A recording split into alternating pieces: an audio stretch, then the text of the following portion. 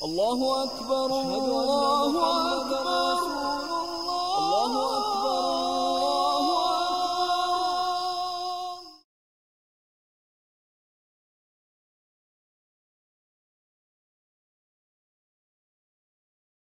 আজকের উপস্থিতি দিনী ভাই বোনেরা, আজকে এই আয়োজনের শুরুতেই মহান রব্বুল ইজ্জত ওয়াল জালালের সমস্ত প্রশংসা ও শুকরিয়া আদায় করছি,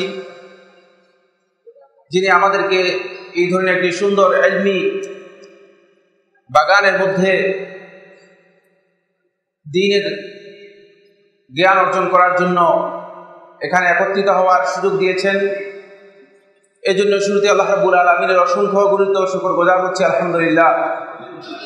সম্মানিত উপস্থিতি, আমি সিলেটের আত্তাকওয়া মসজিদ কর্তৃপক্ষকে স্বাগত জানাচ্ছি, যারা এই ধরনের একটি গুরুত্বপূর্ণ ইলমি মজলিসের আয়োজন করে সত্যিকারভাবে আবারও এটা প্রমাণ করেছেন যে মূলত আত্তাকওয়া মসজিদ হচ্ছে ইলমির বুনিয়াদ। জ্ঞান প্রচার ও প্রসারের দায়িত্ব আত্তাকওয়া মসজিদের অন্যতম একটি কাজ। তাই আমি তাদেরকে সাধুবাদ জানাচ্ছি, মোবারকবাদ জানাচ্ছি। সম্মানিত হাজিরিন, এটি স্পষ্ট বিষয়, যেখানে জ্ঞানের প্রয়োজন রয়েছে সেখানে অন্য কিছুর মাধ্যমে, অন্য কোনো পদ্ধতিতে মূলত মূর্খতার অন্ধকারকে দূর করা যাবে না, কোনোদিন সম্ভব নয়।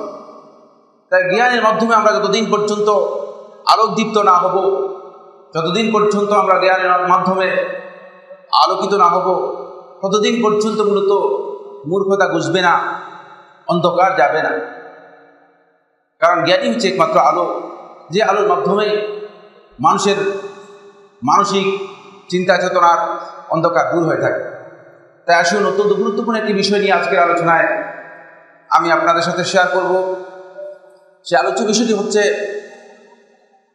তাকওয়া অর্জনের উপায়, কিভাবে আমরা সত্যিকার তাকওয়া অর্জন করতে পারি। বিষয়টি আমার মতো ব্যক্তির জন্য আসলে বেমানান, এজন্য যে একজন ভালো মুত্তাকি, যিনি আল্লাহকে ভয় করেন, যার অন্তরের মধ্যে আল্লাহ রাব্বুল আলামিনের ভয় রয়েছে, এই ধরনের একজন মুত্তাকি ব্যক্তি যদি এই বিষয়ে আলোচনা করতে, হয়তো আমরা বেশি উপকৃত হতাম। কিন্তু তারপরেও এই বিষয়ে আলোচনা করার জন্য আমাকে দেওয়া হয়েছে অনেক কমন একটি বিষয়। আমরা সবাই এই বিষয় সম্পর্কে জানি, যেহেতু ইসলামের যত ইবাদত রয়েছে, ইসলামের যত আমল রয়েছে, প্রত্যেকটি আমলের সাথে একটি মৌলিক অবজেক্ট, একটি মৌলিক টার্গেট দেওয়া রয়েছে, যে টার্গেট থেকে কোনো আমলকে বাদ দেওয়া হয়নি। সিয়াম হোক, সালাত হোক, হজ হোক, যেটাই হোক না কেন, প্রত্যেকটি আমলের সাথে আমার আল্লাহ রাব্বুল আলামিন একটি টার্গেট দিয়ে দিয়েছেন। সেই টার্গেটটি হচ্ছে তাকওয়ার টার্গেট, তাকওয়ার গন্তব্য। এই গন্তব্যে যতক্ষণ পর্যন্ত আমরা পৌঁছতে না পারবো, ততক্ষণ পর্যন্ত মূলত আমার ওই আমল প্রকৃত আমলেই রূপান্তরিত হয়নি, সেই আমল যায় আসেনি, যে আমলের মাধ্যমে আমরা নিজেদের অন্তরের মধ্যে সত্যিকার তাকওয়াকে ইনস্টল করতে পারবো। ফলে আল্লাহ রাব্বুল আলামিন সিয়ামের ক্ষেত্রে বলেছেন লাআল্লাকুম তাত্তাকুন। আল্লাহ রাব্বুল আলামিন তাফাক্কুর ফি ইবাদাতিল্লাহ, সেক্ষেত্রে বলেছেন লাআল্লাকুম তাত্তাকুন। আল্লাহ রাব্বুল আলামিন যখন হিদায়াত এবং সিরাতুল মুস্তাকিমের বর্ণনা দিয়েছেন, সেই আয়াতের মধ্যে বলেছেন লাআল্লাকুম তাত্তাকুন। আপনারা দেখতে পাবেন কোরআনে কারীম বিস্তারিত দেখুন, কোরআনের অসংখ্য আয়াতের মধ্যে, প্রায় 4 শতাধিক আয়াতের মধ্যে আল্লাহ রাব্বুল আলামিন তাকওয়ার বিষয়ে আমাদের কাছে তুলে ধরেছেন। আর তাকওয়ার এই বিষয়টি নিয়ে সম্মানিত উপস্থিতি, দ্বীনী ভাই বোনেরা, আমাদের মধ্যে এমন বিষয় বা এমন কথা প্রচলিত আছে, আমরা যখন বাংলা ভাষায় তাফসীরের কিতাবগুলো দেখব, কোথাও কোথাও খোদাভীরুতা, মুত্তাকিদের অনুবাদ করা হয়েছে খোদাভীরু, আবার কোথাও কোথাও তাকওয়ার অনুবাদ করা হয়েছে আল্লাহর ভয়। ফলে তাকওয়ার মিসকনসেপ্ট আমাদের মধ্যে, ভুল কনসেপ্ট আমাদের মধ্যে তৈরি হয়েছে এই অনুবাদের কারণে। যেহেতু মানে খোদাবিরু মানে আল্লাহর ভয়, এই শুধুমাত্র এই অনুবাদ করার কারণে আমরা তাকওয়াকে মনে করেছি যে আল্লাহ তাআলাকে ভয় করতে পারলেই আমরা মুত্তাকি হয়ে গেলাম। এটার নাম হচ্ছে তাকওয়া। আবুল কাসিম আল হাকিম রাহিমাহুল্লাহ তাআলা বলেন যে ভয় মূলত ভয়ের বিভিন্ন পর্যায়ে রয়েছে। আপনি যদি আগুন দেখেন ভয় পাবেন, আপনি যদি বাঘ দেখেন ভয় পাবেন, কেউ কেউ কুকুর দেখলেও ভয় পায়, ঠিক কি না? ভয়ের মাত্রাও রয়েছে বিভিন্ন ধরনের, আর ভয়ের মানে ডেফিনেশন রয়েছে বিভিন্ন ধরনের। সুতরাং এই ভয় আর আল্লাহ রাব্বুল আলামিনের ভয় এক জিনিস নয়। এই জন্য আবুল কাসিম আল হাকিম রাহিমাহুল্লাহ তাআলা বলেন, মান খাফা মিন শাইইন হারাবা মিন, যে ব্যক্তি কোনো কিছু থেকে ভয় পায় তখন সে সেখান থেকে পালানো শুরু করে, পালাতে থাকে, ভেগে যায়, নিরাপদ আশ্রয় যাওয়ার জন্য চেষ্টা করে। আপনি যদি কোনো কারণে কোনো কিছু থেকে ভয় পান তাহলে আপনি নিরাপদ আশ্রয় যাওয়ার জন্য চেষ্টা করবেন। ওমান খাফা মিনাল্লাহ, আর যে আল্লাহ রাব্বুল আলামিন থেকে ভয় পাবে, হারাবা ইলাইহি, সে আল্লাহর দিকে ফিরে আসবে, সে আল্লাহর দিকে ফিরে আসবে। সুতরাং এখানেই বুঝতে হবে যে আল্লাহ রাব্বুল আলামিনের ভয় আর দুনিয়ার যে ভয় রয়েছে এই ভয়ের মধ্যে বিশাল পার্থক্য রয়েছে। কথা বুঝতে পারলাম কিনা? আসুন আমরা প্রথমেই সংক্ষিপ্ত আলোচনার মধ্যে তাকওয়ার পরিচয় নিয়ে কয়েকটি কথা আপনাদের সামনে বলবো। তাকওয়ার শুধু খোদাবিরু অর্থ করে আমরা যেই কনসেপ্ট তাকওয়ার নিয়েছি, এই কনসেপ্ট আল্লাহ রাসূল সাল্লাল্লাহু আলাইহি ওয়াসাল্লাম না কোরআনের মাধ্যমে, না হাদিসের মাধ্যমে, না সাহাবায়ে কেরাম তাদের বক্তব্যের মাধ্যমে এই কনসেপ্ট আমাদেরকে দিয়েছেন। ফলে এখানে আমরা ছোটখাটো মিসগাইড হয়েছি। আমরা তাকওয়াকে বিভিন্নভাবে ডিফাইন করেছি, বিভিন্নভাবে সংজ্ঞা দিয়েছি, পরিচয় দিয়েছি। এর প্রকৃত পরিচয় কি? আলী ইবনে আবি তালিব রাদিয়াল্লাহু তাআলা থেকে বর্ণিত এ বিষয়ে তিনি একটি বিশদ ব্যাখ্যা দিয়েছেন। আমাদের হাতে সেই সময় নেই যে আমরা এত বিস্তারিত এই বিষয় সম্পর্কে আলোচনা করব। শুধুমাত্র আমি তিনি যে সংজ্ঞাটি দিয়েছেন, পরিচয়টি দিয়েছেন, সেই ডেফিনেশনের আমি শুধুমাত্র অর্থ করব আপনাদের সামনে, ব্যাখ্যায় যাব না। তিনি বলেন, আল খাউফু মিনাল জালিল, মহিমান্বিত আল্লাহ রাব্বুল আলামিনের আযাব ও শাস্তি থেকে নিজের অন্তরের মধ্যে সত্যিকার ভয় নিজের অন্তরের মধ্যে আনতে হবে। নিজের অন্তরের মধ্যে এখানে ভয় তৈরি করতে হবে। কারণ আল্লাহ রাব্বুল আলামিনের আযাব থেকে বাঁচার জন্য আল্লাহর বান্দাগণ তাদের অন্তরের মধ্যে যদি ভয় সৃষ্টি না হয় তাহলে আল্লাহর আযাব থেকে তারা নিজেদেরকে রক্ষা করতে পারবে না। এজন্য প্রথম হচ্ছে আল খাউফু মিনাল জালিল, এর প্রথম পার্ট, প্রথম অংশ। দ্বিতীয় হচ্ছে ওয়াল আমালু বিত-তানজিল, কোরআনে কারীম অনুযায়ী নিজের আমলকে পরিপূর্ণরূপে ঢেলে সাজাতে হবে। শুধুমাত্র আপনি আল্লাহর ভয় অন্তরের মধ্যে নিয়ে আসলেন, আপনার আমলের মধ্যে সংশোধন আসলো না, আপনার কাজের মধ্যে সংশোধন আসলো না, আপনার কথার মধ্যে সংশোধন আসলো না, তাহলে বুঝতে হবে মূলত তাকওয়ার যেই মানে সেকেন্ড যে পার্ট রয়েছে, সেকেন্ড যে অংশ রয়েছে, সে অংশটুকু আপনি কি করতে পারেননি, বাস্তবায়ন করতে পারেননি। এজন্য আল আমালু বিত-তানজিল। এরপরে ওয়াল কানাআতু বিল কালিল, আপনাকে অল্পে সন্তুষ্ট থাকতে হবে। আল কালিল বলতে এখানে বোঝানো হয়েছে মূলত দুনিয়ার এই জীবনে আপনার জন্য আল্লাহর পক্ষ থেকে যেটি মুকদ্দার করা হয়েছে, সুনির্দিষ্ট করা হয়েছে, আল্লাহর পক্ষ থেকে দুনিয়ার এই জীবনে আপনার জন্য যেটি বরাদ্দ করা হয়েছে, এই বরাদ্দে আপনাকে সন্তুষ্ট থাকতে হবে। শুধু চাই আর চাই, কিভাবে গাড়ি হবে, বাড়ি হবে, কিভাবে আরো হবে, আরো হবে, আল্লাহর বান্দাগণ এই চিন্তা করবে না, তাদের অন্তরের মধ্যে এই চিন্তা থাকবে না। বরং যতটুকু রয়েছে ততটুকুর উপর আল্লাহর বান্দাগণ পরিতুষ্ট হবে, সন্তুষ্ট হবে। আল কানাআতু বিল কালিল। 4 নম্বর হচ্ছে ওয়াল ইস্তিআদাদু লিয়াউমির রাহিল, আর প্রস্তুতি নিতে হবে আপনাকে এখান থেকে প্রস্থানের, ওই দিনের জন্য প্রস্তুতি নিতে হবে। কারণ এখান থেকে আপনাকে চলে যেতে হবে। আপনি কনফার্ম জানেন আপনাকে আমাকে এখান থেকে চলে যেতে হবে, চলে যাওয়ার আমাকে প্রস্তুতি নিতে হবে, প্রস্তুত থাকতে হবে। বন্ধুগণ, আমরা এমনভাবে আসর গেড়ে বসে যাই, আমাদের অবস্থা এমন যে এমনভাবে আমরা আসর গেড়ে বসি, আর মনে হয় আমার অবস্থান থেকে মনে হচ্ছে এমন যে আমার এইখানেই থেকে যাব, চিরজীবন এখানেই থাকবো, এখান থেকে আমি বের হব না। দুনিয়ার দিক থেকে, সন্তান সন্ততির দিক থেকে, বাড়িঘরের দিক থেকে, দালান অট্টালিকার দিক থেকে যখনই আপনার দিকে তাকানো হবে তখনই দেখা যাবে যে মনে হচ্ছে যেন আপনি একেবারেই চিরস্থায়ীভাবে এখানে বসে গেছেন। এটাই আমাদের ধারণা। এটাকে আল্লাহ সুবহানাহু ওয়া তাআলা বলেছেন যে ইন্না মালাহু আখলাদা, মনে হচ্ছে যেন তার সম্পদ তাকে চিরস্থায়ী করে দেবে, মানে চিরস্থায়ী থেকে যাবে। কিন্তু বন্ধুগণ, না, এখানে চিরস্থায়ী থাকার জন্য কেউ আসেনি, সম্ভব নয়। সুতরাং এখান থেকে আপনাকে আমাকে প্রত্যাবর্তন করতে হবে। দ্বিতীয় যে বক্তব্য বলি সেটি হচ্ছে সলফে সালিহিনদের মধ্যে অনেকেই তাকওয়ার বক্তব্যে বলেছেন, তাকওয়ার সংজ্ঞা দিতে গিয়ে বলেছেন আন তাজআল বাইনাকা ওয়া বাইনা আযাবিল্লাহি তাআলা ওয়াকায়া বিইমতিসালি আওয়ামিরিহি ওয়া ইজতিনাবি নাওয়াহিহি, যে তুমি তোমার মাঝে এবং আল্লাহর মাঝে একটা প্রতিরক্ষা, একটা আড়াল তৈরি করবে, একটা প্রতিবন্ধক তৈরি করবে আল্লাহর মাঝে, আল্লাহর আযাবের মাঝে এবং তোমার মাঝে, আল্লাহর আযাব থেকে বাঁচার জন্য। কিভাবে করবে সেটি?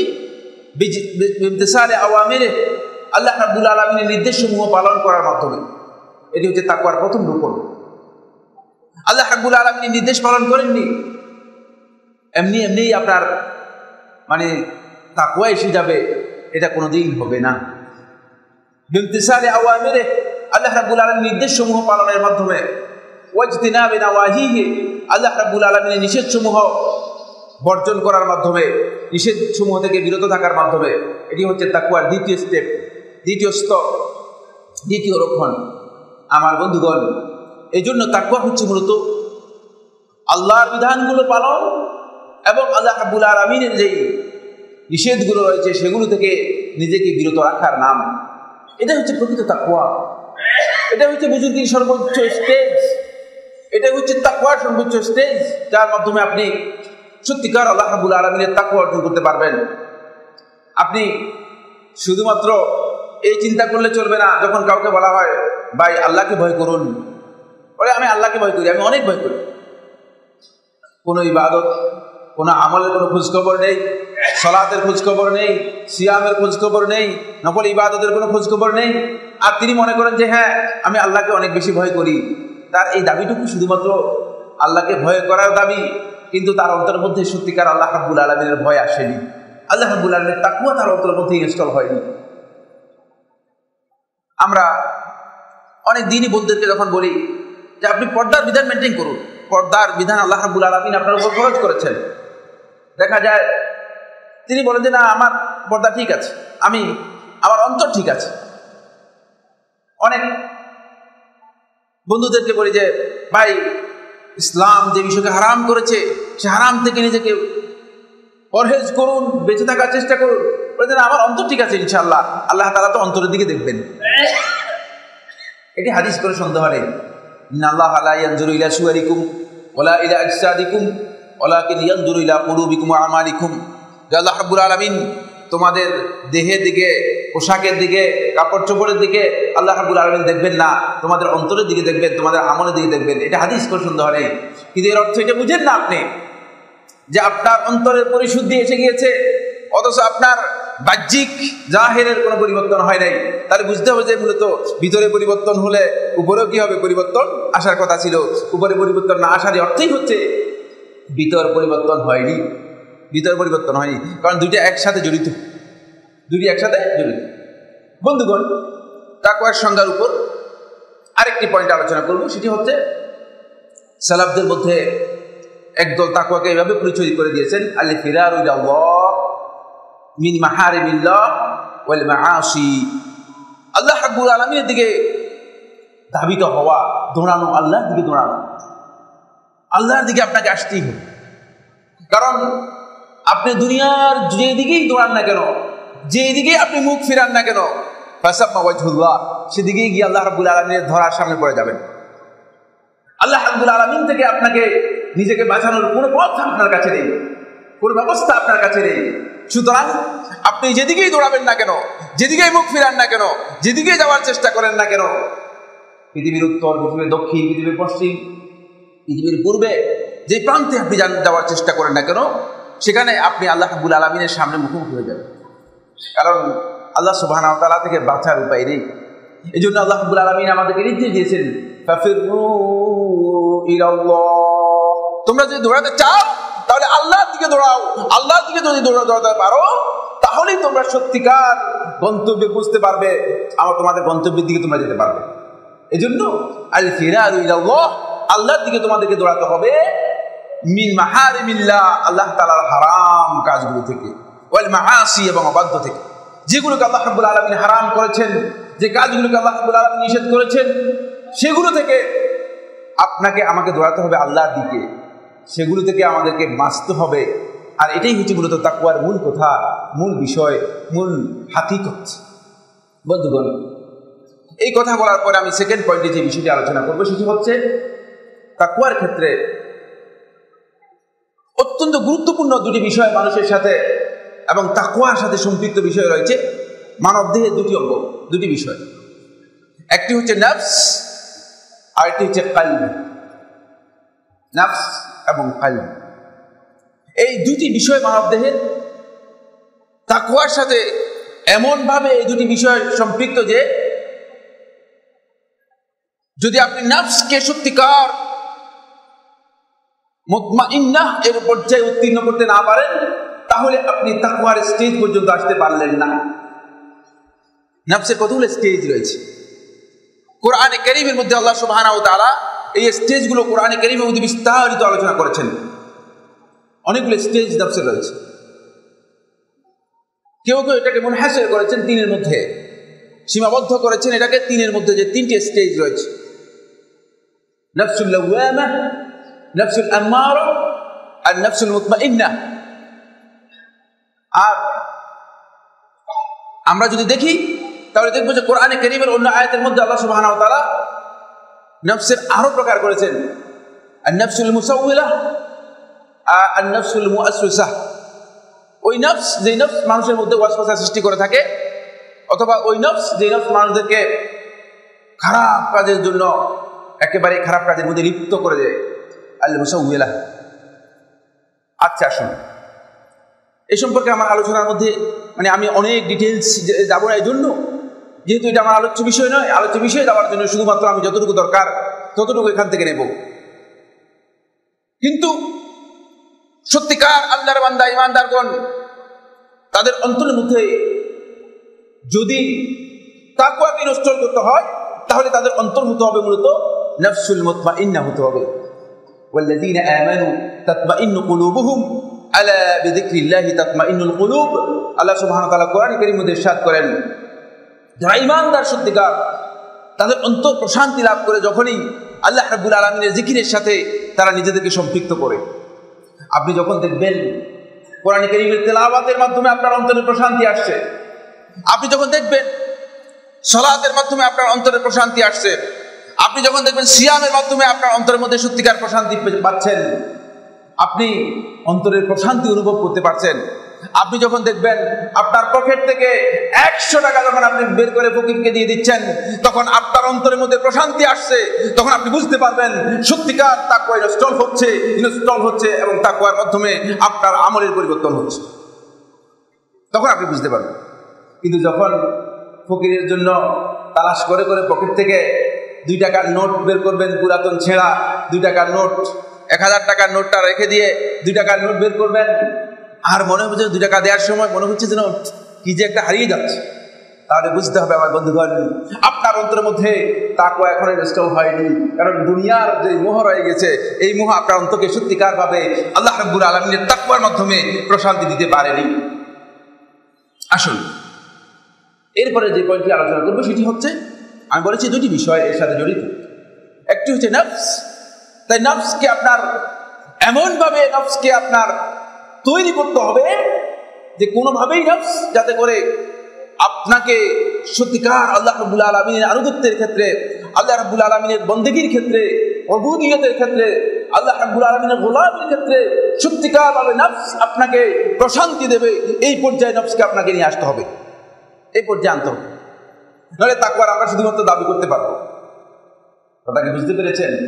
কারণ কনকনে ঠান্ডায় শীতের মধ্যে গভীর রজনীতে যখন সমস্ত মানুষগুলো শুয়ে থাকবে, ঘুমিয়ে থাকবে, তখন আপনি আল্লাহ রাব্বুল আলামিনের সামনে যখন দাঁড়াবেন, তখনই দাঁড়াতে পারবেন যখন আপনি বুঝতে পারবেন যে হ্যাঁ, এর মধ্যে আমার অন্তরের প্রশান্তি রয়েছে। অন্যথায় দাঁড়াতে পারবেন? অন্যথায় পারবেন না। অন্যথায় পারবেন, এটা স্বাভাবিক কথা। আসুন, সেকেন্ড যে পয়েন্টটি, যেটি তাকওয়ার সাথে সম্পৃক্ত, অত্যন্ত গুরুত্বপূর্ণ বিষয়, মানব দেহের মধ্যে যেটাকে গুরুত্বপূর্ণ বিষয় করতে হবে, সেটা হলো আল কলব, অন্তর। এটি হয়তো মেডিকেল সায়েন্স, মেডিকেলের ডাক্তাররা যারা রয়েছেন মানে তারা বলবেন যে কলবটা হচ্ছে মূলত হার্ট। এটা এর একটা মেডিকেল সায়েন্স একটা ডেফিনেশন রয়েছে, কোনো সন্দেহ নেই। এবং হার্টের একটা ফাংশন সেখানে উল্লেখ করা রয়েছে, কি কাজ করে থাকে। কিন্তু কলব এর আরেকটি কাজ রয়ে গেছে যেটি মেডিকেল সায়েন্স আবিষ্কার করতে পারেনি, যিনি মুহাম্মদ রাসূলুল্লাহ সাল্লাল্লাহু আলাইহি ওয়াসাল্লাম স্পষ্ট করে গিয়েছেন, আলা ইন্না ফিল জাসাদি মুদগাহ ইযা সালাহাত সালাহাল জাসাদু কুল্লু ওয়া ইযা ফাসাদাত ফাসাদাল জাসাদু কুল্লু আলা ওয়া হিয়াল কলব। যে অন্তরের যে ফাংশনটা হয়েছে সেটা হচ্ছে এই, এর পরিশুদ্ধির উপর মূলত সমস্ত মানব দেহের, সমস্ত মানব চিন্তা চেতনার, মানবের সমস্ত কর্মের মূলত পরিশুদ্ধির উপর নির্ভর করে আছে।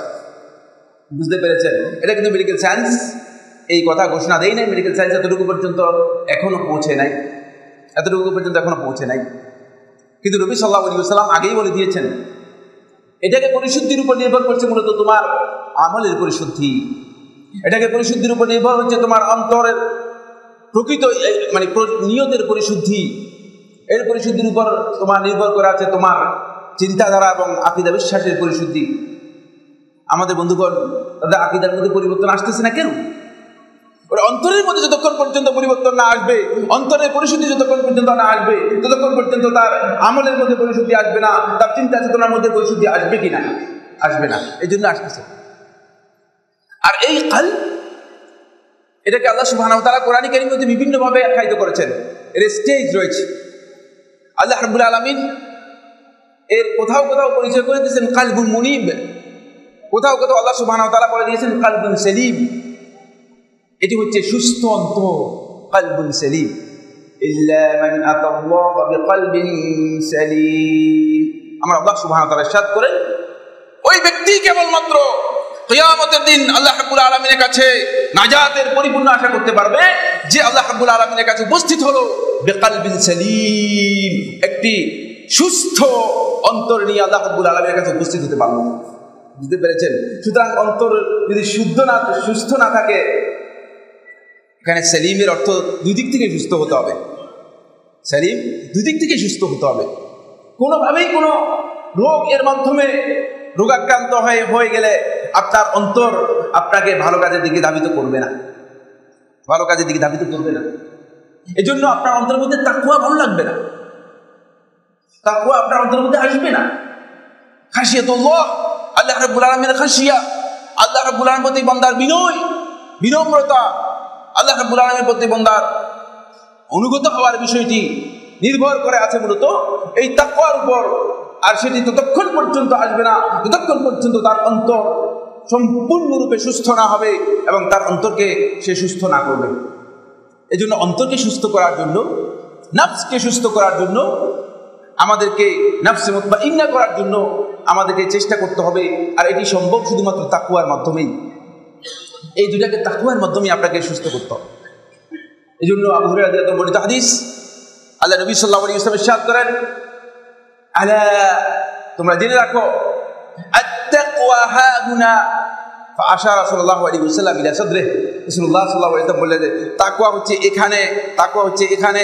রাসূলুল্লাহ সাল্লাল্লাহু আলাইহি ওয়াসাল্লাম তিনবার ইশারা করলেন, অন্তরের দিকে ইশারা করলেন। এজন্য কারণ অন্তরের পরিশুদ্ধির উপর আপনার সব কিছুর পরিশুদ্ধি নির্ভর করে আছে।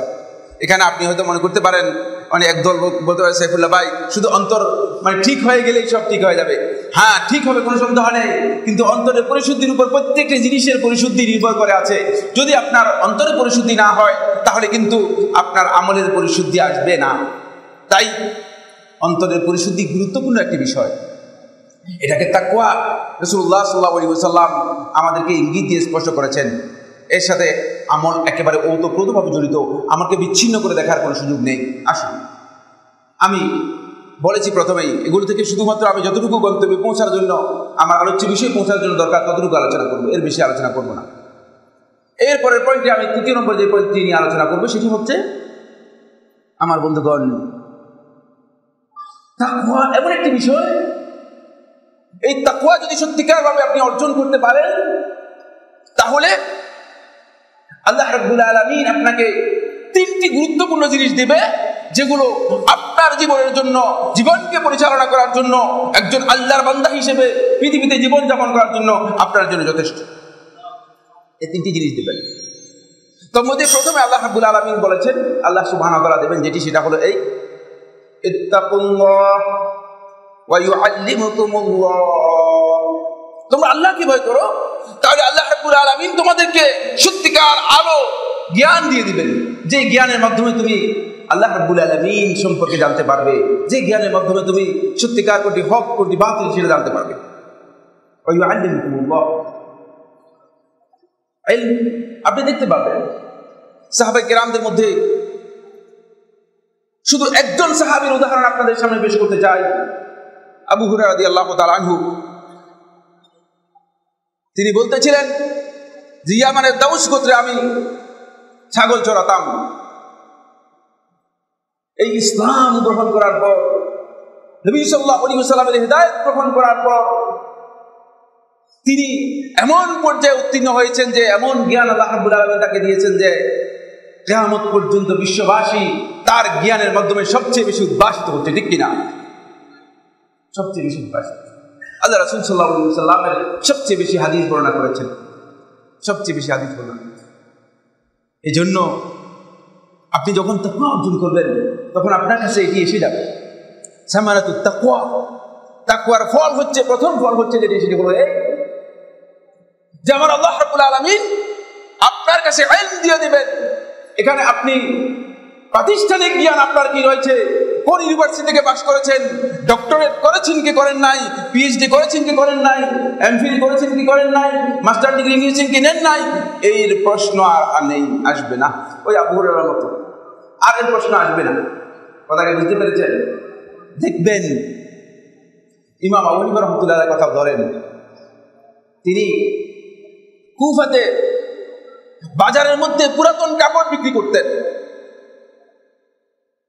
কিয়ামত পর্যন্ত বিশ্ববাসী তার জন্য আল্লাহ রাব্বুল আলামিনের কাছে রহমতের দোয়া করবে, ইজতিহাদ করার কারণে, এই জ্ঞানের কারণে, আর কিছুই। কারণ আমাদের সাথে তার কোনো সম্পর্ক নেই। 150 হিজরি মারা গিয়েছেন, কিন্তু এই দুনিয়াবাসী তাদের জন্য রহমতের দোয়া করতেছে কেন? যেহেতু ইলমের সম্পর্ক রয়েছে, এই কারণে শুধুমাত্র। বন্ধুগণ, দ্বিতীয় যে বিষয়টি আল্লাহ রাব্বুল আলামিন দেবেন, আল্লাহ রাব্বুল আলামিন কোরআনে কারীমের মধ্যে বলেছেন, وَمَن يَتَّقِ اللَّهَ يَجْعَل لَّهُ فُرْقَانًا। যে ব্যক্তি আল্লাহ রাব্বুল আলামিনকে সত্যিকার ভয় করবে, তাকওয়া অর্জন করবে, আল্লাহ রাব্বুল আলামিনের يَجْعَل لَّهُ فُرْقَانًا, আল্লাহ সুবহানাহু ওয়া তাআলা তার সামনে একটা ফুরকান দিয়ে দিবেন। তিনি হক এবং বাতিলের মধ্যে পার্থক্য করতে পারবে, কোনটি হক কোনটি বাতিল সেটা বুঝতে পারবে। আমার বন্ধুগণ, যদি হক এবং বাতিলের মধ্যে পার্থক্য করার জ্ঞান না থাকে, বুঝতে হবে তার অন্তরের মধ্যে তাকওয়া আসেনি, সে এখন আল্লাহ রাব্বুল আলামিনের তাকওয়া অর্জন করতে পারেননি। আপনি বুঝতে পারবেন কোনটা হক কোনটা বাতিল, এই তাকওয়া এর মাধ্যমে এটা অর্জন করতে পারবেন। হক এবং বাতিলের মধ্যে পার্থক্য করতে পারবেন। অথচ আপনার সব বিষয়ে জ্ঞান নেই, সব হাদিসের জ্ঞান নেই। সমস্ত হাদিসের তাহকিকে এখানে যারা উপস্থিত আছেন তাদের সবার আছে। কিসের ভিত্তিতে আপনি হককে হক হিসেবে জানতে পেরেছেন, কিসের ভিত্তিতে আপনি বাতিলকে বাতিল হিসেবে জানতে পেরেছেন? এর একটাই মাত্র ভিত্তি, সেটি হচ্ছে আল্লাহ রাব্বুল আলামিনের এই তাকওয়া যখন আপনার অন্তরের মধ্যে এসেছে, আল্লাহ রাব্বুল আলামিন আপনার জন্য একটা ফুরকান দিয়ে দিয়েছেন, যে ফুরকান দিয়ে আপনি বুঝতে পেরেছেন, মাপ করতে পারতেছেন, পরিমাপ করতে পারতেছেন যে ফুরকানের মাধ্যমে এটা হচ্ছে হক, এটা হচ্ছে বাতিল। এটা সম্ভব। এর জন্য আপনার সমস্ত জ্ঞানের প্রয়োজন নেই, এর জন্য হাদিসের সমস্ত জ্ঞান নিতে হবে, এর জন্য কোরআনে কারিমের সমস্ত জ্ঞান নিতে হবে, এর প্রয়োজন নেই। সমস্ত হাদিসের সাহাবায়ে কেরাম হাফেজ ছিলেন, ব্যাপারটা এমন নয় যে সমস্ত হাদিসের সাহাবায়ে কেরাম হাফেজ ছিলেন। ছিলেন কিনা? না, ছিলেন না। কিন্তু তাদের কাছে ফুরকান ছিল, যেহেতু আল্লাহ রাব্বুল আলামিনের তাকওয়া তারা অর্জন করতে পেরেছে, ওই আল্লাহ রাব্বুল আলামিন তাদের জন্য একটা ফুরকান দিয়ে দিয়েছেন। কথাকে বুঝতে পেরেছেন? সেই ফুরকানের মাধ্যমে তারা থার্ড যে বিষয়টি আল্লাহ রাব্বুল আলামিন তাকওয়ার মাধ্যমে বান্দাদেরকে দেবেন, সেটি হচ্ছে ওয়া মাইয়াত্তাকিল্লাহা ইয়াজআল লাহু মাখরাজা। যে ব্যক্তি আল্লাহ রাব্বুল আলামিনকে সত্যিকার ভয় করবে, তাকওয়া অর্জন করবে, আল্লাহ তাআলা তার জন্য পথ উন্মুক্ত করে দিবেন। তার সামনে আল্লাহ রাব্বুল আলামিন এমন ভাবে পথ উন্মুক্ত করে দিবেন, সে সত্যিকার নাজাতের পথ কোনটি সেটা বুঝতে পারবে। তার সামনে পথটা উন্মুক্ত হয়ে যাবে। কোনো বিষয়ে তার কাছে কঠিন নয়, কোনো বিষয় তার জন্য বিচলিত হওয়ার কিছুই নেই, শঙ্কিত হওয়ার কিছুই নেই, আশঙ্কার কিছুই নেই, ভয়ের কিছুই নেই। প্রত্যেকটি বিষয়ে তার কাছে মনে হবে যেন এটা আল্লাহর পক্ষ থেকে এটাকে এমন সহজ করে দেওয়া হয়েছে, এর জন্য রাস্তা তার সামনে উন্মুক্ত হয়ে যাবে। তিনি বিপদে হতাশ হবেন না, অধৈর্য হবেন না। সংকট যখন দেখা দেবে তখন তিনি আল্লাহ রাব্বুল আলামিনকে ব্লেম করবেন না, তার সামনে স্পষ্ট হয়ে যাবে মাখরাজ। তার সামনে একটা আল্লাহ রাব্বুল আলামিনের পক্ষ থেকে একটা পথ বেরিয়ে আসবে, যে পথ দিয়ে সে বুঝতে পারবে যে এই পথ দিয়ে আমার আল্লাহ রাব্বুল আলামিন আমাকে যাওয়ার জন্য সুযোগ করে দিয়েছে। এটি তাকওয়ার মাধ্যমেই সম্ভব। এ বিষয়ে দীর্ঘ আলোচনা রয়েছে আমার বন্ধুগণ। আমি শুধু এই 3টি পয়েন্ট আমি বলেছি যে প্রত্যেকটা পয়েন্ট থেকে আমি যতটুকু আমার পৌঁছা দরকার ততটুকুতে আমি যাওয়ার জন্য চেষ্টা করব। এই 3টি বিষয় যদি আল্লাহর বান্দা ইমানদার ব্যক্তিদের কাছে থাকে, তাহলে ইমানদার ব্যক্তিগণ সত্যিকার ভাবে নিজেদের জীবন যাপনের ক্ষেত্রে, নিজেদের দুনিয়ার জীবন হোক, সকল ক্ষেত্রেই, পার্থিব জীবনের বিভিন্ন মুআমালাতের ক্ষেত্রে, লেনদেনের ক্ষেত্রে, সকল ক্ষেত্রেই মূলত আল্লাহর বান্দাগণ সত্যিকার ভাবে নিজেদের জীবন যাপন হবে সহজ, সরল, সুন্দর জীবন যাপন করতে পারবে। এবার আসুন এটাকে সামনে রেখে আমরা আজকের যে আলোচ্য বিষয় রয়েছে সেই বিষয়ে কয়েকটি কথা আলোচনা করতে চাই। সেটি হলো তাকওয়া অর্জনের কতগুলো উপায় রয়েছে। আল্লাহ সুবহানাহু ওয়া তাআলা কোরআনে কারীমের মধ্যে দীর্ঘ আলোচনা করেছেন। এটি দেখতে দীর্ঘ, আমি বলেছি যে কোরআনে কারীমে প্রায় 400 শতাধিক আয়াতের মধ্যে তাকওয়ার বিষয়ে আলোচনা করা হয়েছে। সুতরাং আপনারা বুঝতে পেরেছেন যে এটি একটি দীর্ঘ আলোচ্য বিষয়। আমি শুধুমাত্র মৌলিক যে বিষয়গুলো রয়েছে সেগুলো আপনাদের দৃষ্টি আকর্ষণ করতে চাই। 1 নম্বর পয়েন্ট হচ্ছে যেটি সেটি হলো এই তাহকিকুল উবুদিয়্যাতি লিল্লাহি সুবহানাহু ওয়া তাআলা। বান্দা যতক্ষণ পর্যন্ত আল্লাহ রাব্বুল আলামিনের গোলামি, এই বিষয়ে যতক্ষণ পর্যন্ত বান্দা নিজের জীবনে বাস্তবায়ন না করবে, ততক্ষণ পর্যন্ত আমার বন্ধুগণ তিনি তাকওয়ার কাছেও যেতে পারবেন না। এটি অপরিহার্য বিষয়। সমস্ত ইবাদতের জন্য, সমস্ত আমলের জন্য, সব কিছুর জন্য অপরিহার্য বিষয় এটি হচ্ছে ওয়াজিব, এর মধ্যে অন্তর্ভুক্ত, বাধ্যতামূলক বিষয়।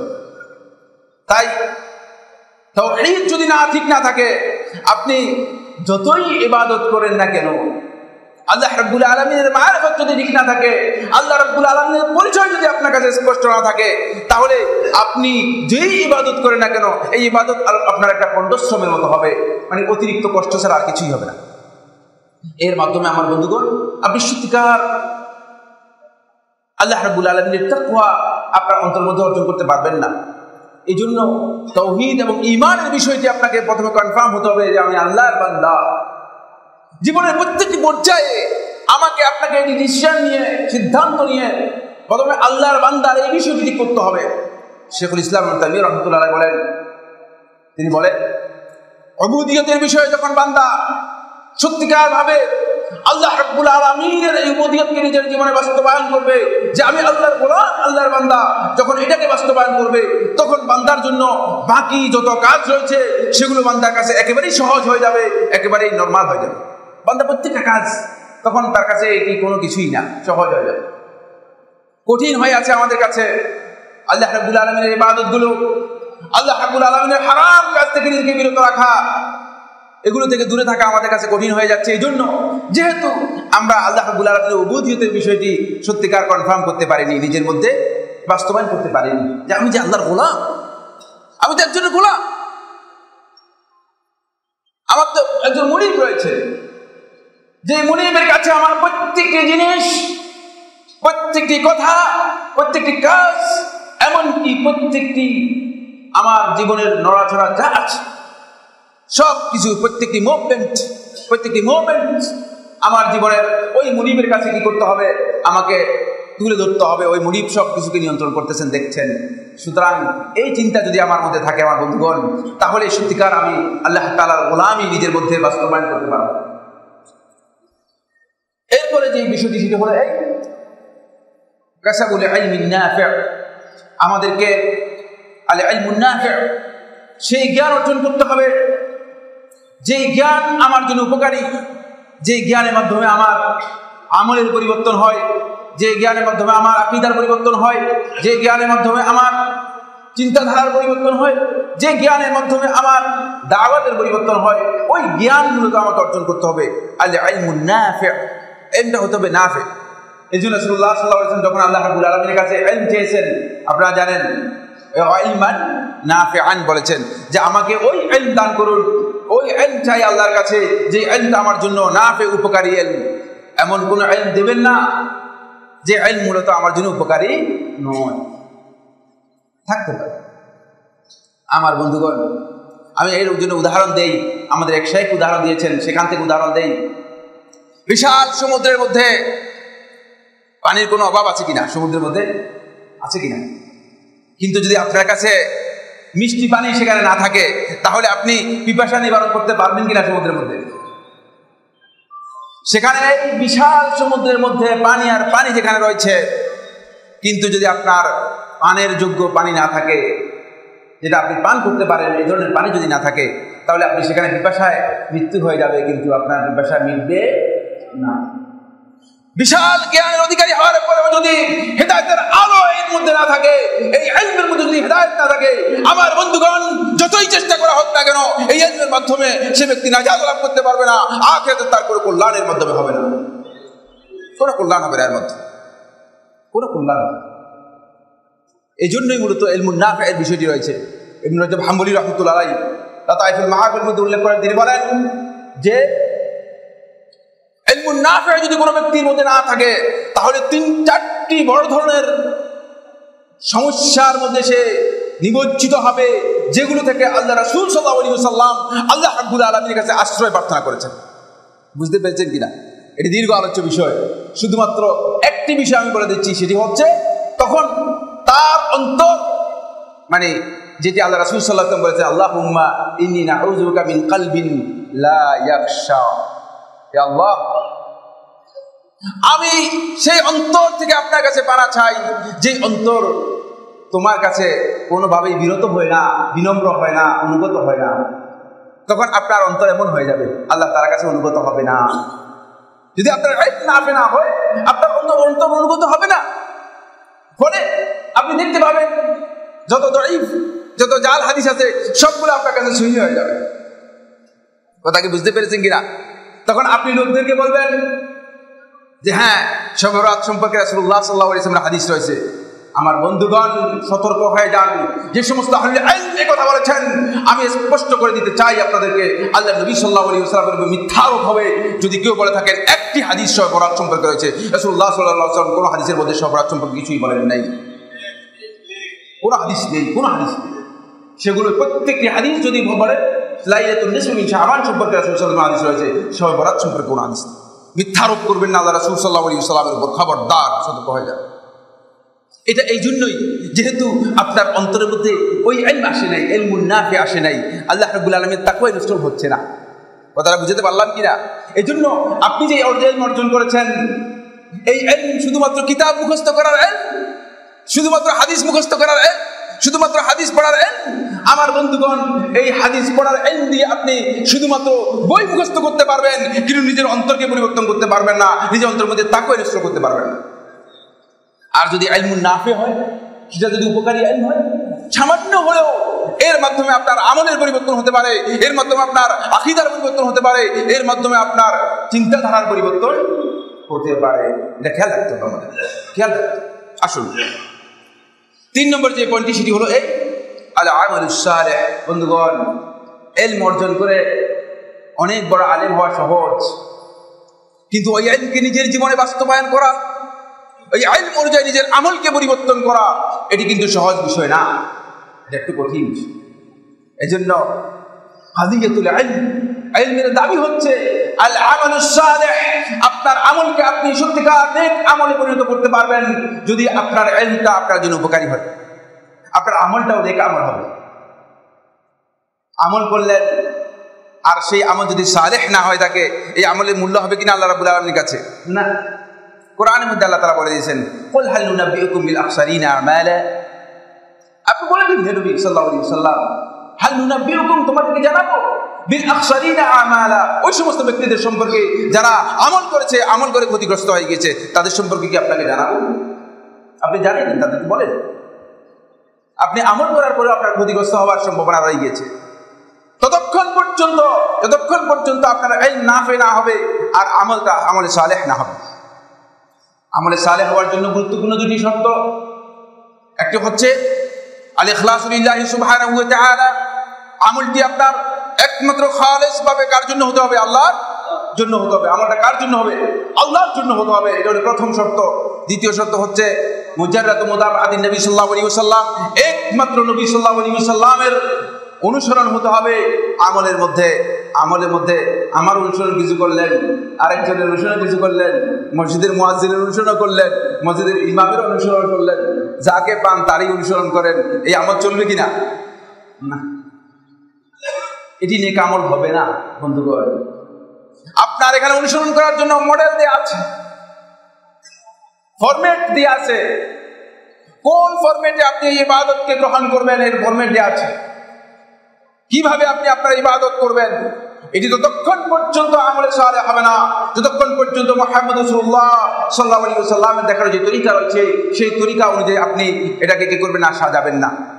মুহাম্মদ সাল্লাল্লাহু আলাইহি ওয়াসাল্লামের তরিকা অনুযায়ী যদি আপনি করতে পারেন তাহলে আপনার আমলটুকু মূলত আমলে সালেহ হবে, অন্যথায় আমলে সালেহ হবে না। আসুন, তাই আমলে সালেহ যদি না থাকে, শুধুমাত্র দাবির মাধ্যমে মুত্তাকি হয়ে যাবেন, তাকওয়া এসে যাবে, এটি সম্ভব। আমাদের একদল লোক বলেছে যে আমার অন্তরের মধ্যে ইয়াকিন এসে গিয়েছে, ফলে আমাদের আর আমলের দরকার নেই। একেবারেই ভুয়া, একেবারেই বিভ্রান্তি আমার বন্ধুগণ। ইয়াকিন তোমার আসে নাই, বরং তোমার অন্তরের মধ্যে শয়তান এসে গিয়েছে, বলে তুমি মনে করেছো যে আমার আর ইবাদতের দরকার নেই। কারণ যখন মানুষ শয়তান হয়ে যায় তখন তার আর ইবাদতের কোনো প্রয়োজন হয় না। কথা কি বুঝতে পেরেছেন কিনা? মানুষ যখন শয়তান হয়ে যাবে তখন তার ইবাদতের প্রয়োজন হবে, ইবাদতের আর প্রয়োজন হবে না। ইয়াকিন আসে নাই, বরং তোমার অন্তরের মধ্যে শয়তান এসে গিয়েছে। এটাই সবচেয়ে বড় সমস্যা। আমাদের সবচেয়ে বড় সমস্যা হচ্ছে এখানে যে আমরা মনে করেছি যে আমাদের অন্তরের মধ্যে ইয়াকিন এসে গিয়েছে। একদল লোক মনে করে ইয়াকিন এসে গিয়েছে। ইয়াকিন করতে কাজ, ইয়াকিন কাকে বলে সেটাই তো তুমি জানো না। তোমার অন্তরের মধ্যে শয়তান এসে গিয়েছে, এরপরে তোমাকে শয়তান সুন্দরভাবে ওয়াসওয়াসা দিয়ে প্রতারিত করে আল্লাহ রাব্বুল আলামিনের ইবাদত থেকে তোমাকে বিচ্যুত করে দিয়েছে। এরপরের বিষয়টি হচ্ছে আরো গুরুত্বপূর্ণ, মুহাসাবাতুন নফস। আমার বন্ধুগণ, আপনার অন্তরকে আপনিই হিসাব করতে হবে। আমি বলেছি এই অন্তরের কথা যখন আমি আলোচনা করেছিলাম, বলেছি যে তাকওয়ার সাথে অন্তরের একটা নিবিড় সম্পর্ক রয়েছে, তাকওয়ার সাথে নফসের একটা নিবিড় সম্পর্ক রয়েছে। যদি নফসকে আপনি মুহাসাবাত না করেন, আপনার নফসকে যদি আপনি সত্যিকার ভাবে সমালোচনা না করেন, সত্যিকার ভাবে তাকে হিসাব না কষেন, ছেড়ে দেন বলগাহীন ভাবে, তাহলে আপনার নফস আপনার আনুগত্য করবে না, আপনার কন্ট্রোলে থাকবে না, এটাই রাসূলুল্লাহ সাল্লাল্লাহু আলাইহি ওয়াসাল্লাম থেকে আবু ইয়ালা শাদ্দাদ আল-আউসি, শাদ্দাদ ইবনে আউস রাদিয়াল্লাহু তাআলা বর্ণনা করেন। এই হাদিসটি ইমাম তিরমিজি রাহমাতুল্লাহ আলাইহি তার সুনানের মধ্যে বর্ণনা করেছেন। বর্ণনা করার পর ইমাম তিরমিজি বলেছেন হাযা হাদিসুন হাসান, এই হাদিসটি হাসান। কিন্তু প্রায় আহলুত তাহকিক মুহাক্কিক উলামায়ে কেরাম বলেছেন যে এই হাদিসটি মানফুস সনদে কোনোভাবেই সহিহ রিওয়ায়াত সাব্যস্ত হয়নি। শেখ মুহাম্মদ নাসিরউদ্দিন আলবানী রাহিমাহুল্লাহ তাআলা এই হাদিসকে দাঈফ বলেছেন, মানে মারফু সনদে। কিন্তু মাওকুফ সনদে উসমান ইবনে আফফান রাদিয়াল্লাহু তাআলা থেকে মাওকুফ একটি সহিহ সাব্যস্ত হয়েছে মাওকুফ রিওয়ায়াতের মাধ্যমে। রাসূলুল্লাহ সাল্লাল্লাহু আলাইহি ওয়াসাল্লাম থেকে শাদ্দাদ ইবনে আউস রাদিয়াল্লাহু তাআলা মনে করেন, তিনি বলেন আল কাইয়িসু মান দানা নাফসাহু ওয়া আমিলা লিমা বাদাল মাউত।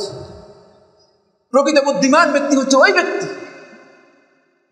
যে ব্যক্তি মান দানা নাফসাহু, যে নিজের নফসকে সব সময় সমালোচনার মাধ্যমে, হিসাব কষার মাধ্যমে নিজের নিয়ন্ত্রণে রাখার চেষ্টা করে, নিজের নিয়ন্ত্রণে রাখতে পারে, সে হচ্ছে প্রকৃত বুদ্ধিমান ব্যক্তি। ওয়া আমিলা লিমা বাদাল মাউত, এবং মৃত্যুর পরের জন্য যে ব্যক্তি সত্যিকার আমল করতে পারে সেই প্রকৃত বুদ্ধিমান ব্যক্তি। বুদ্ধিমান ব্যক্তি তো আমরা মনে করে থাকি যে মিথ্যা বলতে পারে, ঠিক কিনা? আমাদের সমাজের মধ্যে যে ডাহা ডাহা মিথ্যা বলে আমরা মনে করি যে লোকটা খুব চালাক। আসলে কি চালাক কিনা? আসলে মিথ্যাবাদী।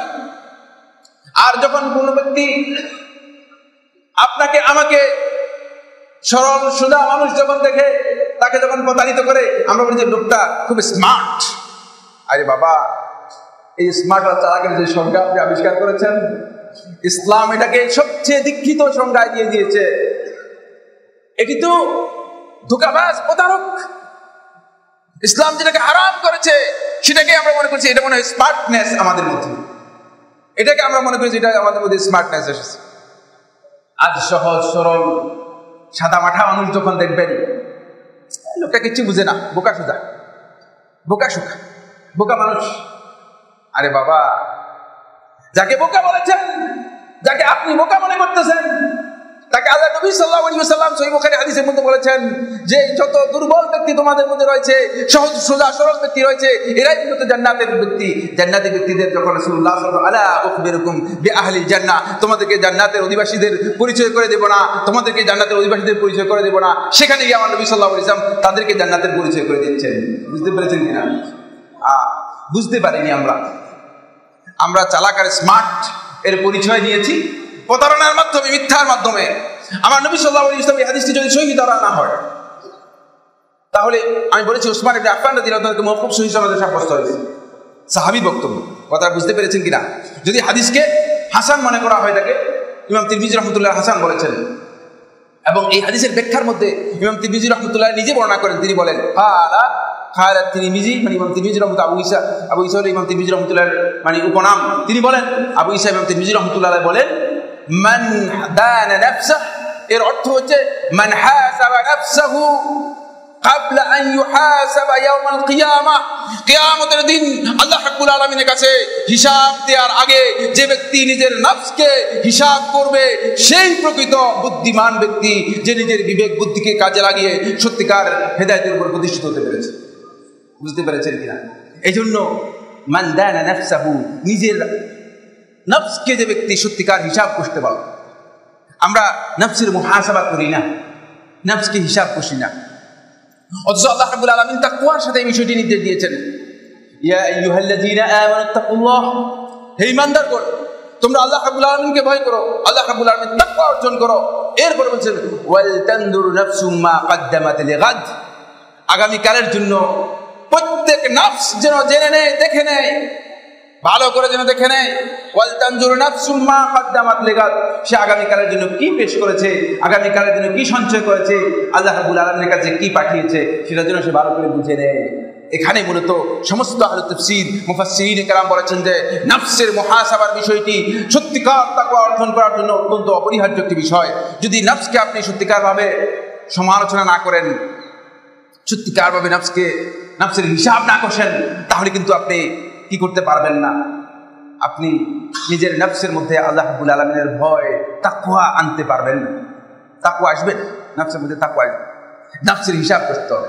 নফসের হিসাব কষার বিষয়টি আমার বন্ধুগণ এর সাথে জড়িত হচ্ছে, আমরা জানবো নফস, আপনার নফস এর মধ্যে এমন একটা পর্যায়ে কমপক্ষে আসতে হবে যেটি সূরাতুল কিয়ামার 2য় আয়াতের মধ্যে আল্লাহ রাব্বুল আলামিন বলেছেন ওয়ালা উকসিমু বিন-নাফসিল লাওয়ামা, যে আল্লাহ রাব্বুল আলামিন বলতেছেন আর আমি কসম করছি বিন-নাফসিল লাওয়ামা, ওই নফসের কসম করছি যেই নফস মানুষদেরকে কোনো খারাপ কাজ যখন হয় থাকে তখন তাকে কি করে তিরস্কার করে থাকে, তাকে তিরস্কার করে থাকে। সেই নফসের আমি কসম করছি। তাই নফসকে আপনি তিরস্কার করতে হবে নিজের কন্ট্রোলে রাখার জন্য, তাহলে আপনি মূলত সত্যিকার তাকওয়া অর্জন করতে পারবেন। মুজাহিদুল জবর রাহিমাহুল্লাহ তাআলা তিনি বর্ণনা করেন, আল-লাওয়ামা হিয়া তানদামু আলা মা ফাত, যে কাজ তার কাছ থেকে হারিয়ে গেছে, যে আমলটুকু করতে পারে নাই, যে কাজটুকু করতে পারে নাই, যে ইবাদতটুকু আল্লাহ রাব্বুল আলামিন করতে পারে নাই, যে ইবাদত তার হারিয়ে গিয়েছে, ছুটে গিয়েছে, সেই ইবাদতের জন্য নিজের নফস এর মধ্যে সত্যিকার তিরস্কার, নফসকে সত্যিকার ভাবে এর জন্য অনুতপ্ত হতে হবে। যদি নফসের অনুতপ্ত হওয়ার সেই সুযোগ না হয়, তাহলে নফস মূলত আপনি বুঝবেন যে আপনার নফস এখনো নফসে লাওয়ামা এ পরিণত হয়নি। নফসে মুতমাইন্না হওয়া তো দূরের কথা, নফসে লাওয়ামা পরিণত হয়নি। আপনি ফজরের সালাতে জামাতে অংশগ্রহণ করতে পারেন নাই, আপনার নফস আপনাকে যদি তিরস্কার করে ধিক্কার দেয়, তুমি তো আল্লাহর বান্দা,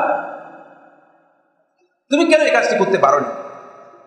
আপনি যদি কোনো কারণে জোহরের সালাতে অংশগ্রহণ করতে পারেননি, তখন আপনার নফস যদি আপনাকে বলে যে হ্যাঁ জোহরের সালাতে তুমি অংশগ্রহণ করোনি কেন, তাহলে বুঝতে হবে যে আপনার নফস আপনাকে সত্যিকার ভাবে তিরস্কার করছে, আপনার নফস আপনাকে তিরস্কার করছে। কিন্তু যদি নফস আপনাকে তিরস্কার না করে থাকে আমার বন্ধুগণ, তাহলে বুঝতে হবে যে আপনি সত্যিকার ভাবে এখন আপনার নফসকে লাওয়ামায়ের স্টেজ পর্যন্ত উত্তীর্ণ করতে পারেননি। এরপরে 5 নম্বর পয়েন্ট হচ্ছে মুদাওয়ামাতুত তাওবাতি ওয়াল ইস্তিগফার। বন্ধুগণ, নিজের অন্তরের মধ্যে সত্যিকার তাকওয়া যদি ইনস্টল করতে হয়, সত্যিকার তাকওয়া অর্জন করতে হয়, তাহলে নিয়মিত তাওবা এবং ইস্তিগফার নিজের জীবনের সাথে সম্পৃক্ত হয়ে যাবে। তাওবা এবং ইস্তিগফার নিজের জীবনের জন্য আপনি সার্বক্ষণিকভাবে তাওবা এবং ইস্তিগফার করতেই থাকবেন। ফলে আল্লাহ নবী সাল্লাল্লাহু আলাইহি ওয়াসাল্লাম এক বৈঠকের মধ্যে সাহাবায়ে কেরামদের মধ্যে অনেকে বর্ণনা করেছেন যে আমরা রাসূলুল্লাহ সাল্লাল্লাহু আলাইহি ওয়াসাল্লামের এক বৈঠকের মধ্যে তিনি তাওবা এবং ইস্তিগফার করতেন। আমরা গণনা করতে দেখতাম 70 বার পর্যন্ত তিনি ইস্তিগফার করেছেন। কোন কোন riwayতের মধ্যে এসেছে রাসূলুল্লাহ সাল্লাল্লাহু আলাইহি ওয়াসাল্লাম বলেছেন, তোমরা আল্লাহ রাব্বুল আলামিনের কাছে তওবা এবং ইস্তিগফার করো, যদি সেটা 100 বারও হয় দিনের মধ্যে, তাহলে তোমরা আল্লাহ তাআলার কাছে তওবা এবং ইস্তিগফার করো। এখান থেকে বুঝে যাচ্ছে মূলত তওবা এবং ইস্তিগফার যদি আমাদের মধ্যে না আসে, তাহলে আমরা সত্যিকার ভাবে নিজেদের অন্তরের মধ্যে সত্যিকার তাকওয়া অর্জন করতে পারবো না। শেখুল ইসলাম ইবনে কাইয়্যিম রাহিমাহুল্লাহ তাআলা বলেন, তিনি বলেন যে বান্দা সত্যিকার ভাবে তার আল্লাহ রাব্বুল আলামিনের কোনো অবাধ্য হওয়ার পর, কোন অপরাধ করার পর সাথে সাথে যে ব্যক্তি তওবা করলো না, তাহলে বুঝতে হবে যে তার অন্তরের মধ্যে তাকওয়া আসেনি, এবং এই তাখির করার কারণে, দেরি করার কারণে তাকে দুইটি গুনার জন্য কি করতে হবে? তওবা করতে হবে। একটি হচ্ছে যেহেতু সাথে সাথে তওবা করে নাই, এর জন্য তাকে আবার কি করতে হবে? আল্লাহ তাআলার কাছে ইস্তিগফার করতে হবে। আর হচ্ছে যে অপরাধটি করেছে, এই অপরাধের জন্য তাকে তওবা করতে হবে, কারণ দুটোই অপরাধ হয়ে গেছে। কারণ শেখুল ইসলাম ইবনে কাইয়্যিম রাহমাতুল্লাহ বলেন, এটি হচ্ছে আল্লাহ রাব্বুল আলামিনের কাছে বান্দা তওবা করবে যখন কোনো গুনাহ হয়ে যাবে, সাথে সাথেই ওয়াল উজুবু আলাল ফাওর, সাথে সাথেই তার উপর ওয়াজিব হয়ে যাবে আল্লাহ রাব্বুল আলামিনের কাছে তওবা করার জন্য। ডিলে করার সুযোগ নেই, দেরি করার সুযোগ নেই। যদি সত্যিকার ভাবে আমার অন্তর যদি আমাকে সেটাকে ডিলে করতে সুযোগ করে দেয়, বুঝতে হবে যে আমার অন্তরের মধ্যে আল্লাহ রাব্বুল আলামিনের তাকওয়া যেভাবে আসার কথা ছিল সেভাবে আসেনি। এরপরে হচ্ছে আস-সাবর ওয়া মুজাহাদাতুন নফস, ধৈর্য এবং নিজের নফসের মুজাহাদা। বন্ধুগণ, মুহাসাবাতুন নফস আর মুজাহাদাতুন নফস এর মধ্যে পার্থক্য রয়েছে। মুজাহাদাতুন নফস হচ্ছে নফসকে আপনি কন্ট্রোল করার জন্য, নফসকে পরিপূর্ণরূপে নিজের নিয়ন্ত্রণে আনার জন্য চেষ্টা করবেন। এটি এক প্রকার জিহাদ। রাসূলুল্লাহ সাল্লাল্লাহু আলাইহি ওয়াসাল্লাম হাদিসের মধ্যে বলেছেন, ইমাম তিরমিজি তার সুনানের মধ্যে বর্ণনা করেছেন, তিনি বলেন, আল মুজাহিদু মান জাহাদা নাফসাহু ফিল্লাহি আযজা ওয়া জাল।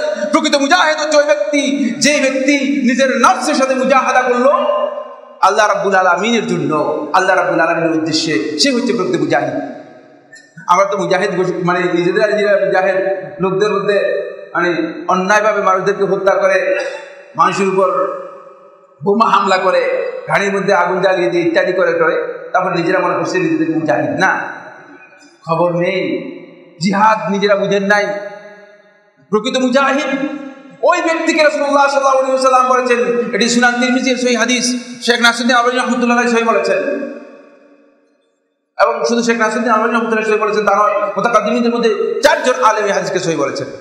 প্রকৃত মুজাহিদ হচ্ছে ব্যক্তি মান জাহাদা নাফসাহু ফিল্লাহি আযজা ওয়া জাল, যে ব্যক্তি আল্লাহ রাব্বুল আলামিনের সন্তুষ্টির জন্য, আল্লাহ রাব্বুল আলামিনের বিধানের জন্য যে ব্যক্তি সত্যিকার জিহাদ করবে। এজন্য আল্লাহ সুবহানাহু ওয়া তাআলা কোরআন কারীমের মধ্যে এটাই বলেছেন, সূরা আনকাবুতের মধ্যে আল্লাহ তাআলা বলেন ওয়াল্লাযীনা জাহাদু ফিনা লানাহদিয়ান্নাহুম সুবুলানা। আল্লাহ তাআলা বলেছেন যে যারা সত্যিকার ভাবে আমার ক্ষেত্রে, আমার দ্বীনের ক্ষেত্রে, আমার বিধানের ক্ষেত্রে, আমার শরীয়তের ক্ষেত্রে, শরীয়তকে পালন করার জন্য প্রকৃত প্রচেষ্টা চালাবে, তাদেরকে আমি আমার যে রাস্তাগুলো রয়েছে, পথগুলো রয়েছে, সেগুলো পরিপূর্ণরূপে দেখাই দেব। তারা এই পথগুলো দেখতে পাবে, এই পথগুলো তাদেরকে দেখিয়ে দেব। আমি বন্ধুগণ, এই তাকওয়া অর্জন করতে হলে আমাদেরকে অবশ্যই এই গন্তব্যে আসতে হবে, নিজেদের নফসের সাথে মুজাহাদা করতে হবে। আপনার নফসকে আপনি সত্যিকার ভাবে কন্ট্রোল করতে পারলেন কিনা। এই জন্য রাসূলুল্লাহ সাল্লাল্লাহু আলাইহি ওয়াসাল্লাম ওই হাদিসের মধ্যে শাদ্দাদ ইবনে আওসের যে হাদিসটি আমরা বর্ণনা করেছি, বলেছি কিন্তু শেখ মুহাম্মদ নাসিরুদ্দিন আলবানী রাহমাতুল্লাহ এটাকে দায়ী বলেছেন। ওই হাদিসের মধ্যে রাসূলুল্লাহ সাল্লাল্লাহু আলাইহি ওয়াসাল্লাম বলেছেন ওয়ালা আজিজ, আর অক্ষম ব্যক্তি, দুর্বল ব্যক্তি, সত্যিকার দুর্বল চিত্তের অধিকারী ব্যক্তি হচ্ছে সেই মান আতবা নাফসাহু হাওয়াহা, যে ব্যক্তি নিজের নফসকে বলগাহীনভাবে ছেড়ে দেয় নিজের প্রবৃত্তির পেছনে, প্রবৃত্তির কামনা বাসনার পেছনে নিজের নফসকে ছেড়ে দিয়েছে।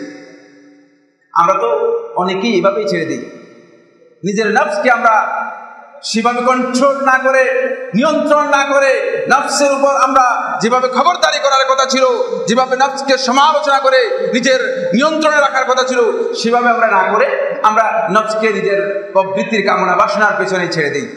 দেখা যায় যে সবটাই আমার কাজ কামনা বাসনার উপর নির্ভর করে, সেভাবেই চলছে, গড্ডালিকা প্রবাহে চলছে। আমার বন্ধুগণ, এটি প্রকৃত আল্লাহর বান্দাদের কাজ নয়। এই জন্য রাসূলুল্লাহ সাল্লাল্লাহু আলাইহি ওয়াসাল্লাম এখানে কিন্তু এ বিষয়ে স্পষ্ট করে দিয়েছেন। তাই আস-সাবর ওয়া মুজাহাদাতুন নফস, নিজের নফসকে কন্ট্রোল করার জন্য চেষ্টা করবেন, ধৈর্য ধারণ করতে হবে। আল্লাহ রাব্বুল আলামিন কোরআনে কারীমের মধ্যে দুই দলের মাইয়াতের বিষয়ে আল্লাহ সুবহানাহু ওয়া তাআলা ঘোষণা করে দিয়েছেন। সময় শেষ হয়ে গেছে, শেষ কথা যে দুই দলের সাথে আল্লাহ রাব্বুল আলামিনের সাহায্য, আল্লাহ রাব্বুল আলামিনের রহমত এবং আল্লাহ রাব্বুল আলামিনের বিশেষ দৃষ্টি তাদের প্রতি রয়েছে। দুই দলের কথা আল্লাহ তাআলা কোরআনের মধ্যে বলেছেন। এক দল হচ্ছে মুত্তাকিন, যারা রয়েছে তারা, যাদের অন্তরের মধ্যে তাকওয়াকে তারা ইনস্টল করতে পেরেছে। তাদের আরেকটি পরিচয় করে দিয়েছেন, ইন্নাল্লাহা মা'আস সাবিরিন, যারা ধৈর্যশীল। কথা বুঝতে পেরেছেন কিনা? কোরআনের মধ্যে দেখেন ইন্নাল্লাহা মা'আস সাবিরিন, আল্লাহ রাব্বুল আলামিন ধৈর্যশীলদের আলোচনা করেন। মানে ধৈর্যের গুরুত্ব এত বেশি, কারণ তাকওয়ার সবচেয়ে কাছের যে পয়েন্টটি, সবচেয়ে কাছের যে বিষয়টি, সেটি হচ্ছে মূলত সবর। সবর যদি সত্যিকার ভাবে আমাদের অন্তরের মধ্যে না আসে, তাহলে আমরা সত্যিকার তাকওয়া অর্জন করতে পারবো না। আল্লাহ সুবহানাহু ওয়া তাআলা আমাদের সবাইকে তাকওয়া অর্জন করার জন্য তৌফিক দান করুন। সম্মানিত বন্ধুগণ, কিছু বিষয় আমরা আলোচনা করেছি, এই বিষয়ে অনেক দীর্ঘ আলোচনা। শুধুমাত্র এতটুকু বলতে চাই, আল্লাহর বান্দা হিসেবে যদি আমরা সত্যিকার তাকওয়া অর্জন করতে পারি, তাহলে কিয়ামতের দিন আমাদের জন্য সবকিছু সহজ হয়ে যাবে। আল্লাহ রাব্বুল আলামিনের কাছে আমরা দোয়া করি, আল্লাহ সুবহানাহু ওয়া তাআলা যেন আমাদের অন্তরগুলোকে আল্লাহ রাব্বুল আলামিন তাকওয়া দিয়ে ভরপুর করে দিন। আকুলু কাওলি হাযা লি ওয়া লাকুম ফাস্তাগফিরুল্লাহ লি ওয়া লাকুম ফাস্তাগফিরুহু ইন্নাহু হুয়াল গফুরুর রাহিম। সুবহানাকাল্লাহুম্মা ওয়া বিহামদিকা আশহাদু আল্লা ইলাহা ইল্লা আনতা আস্তাগফিরুকা ওয়া আতুবু ইলাইক।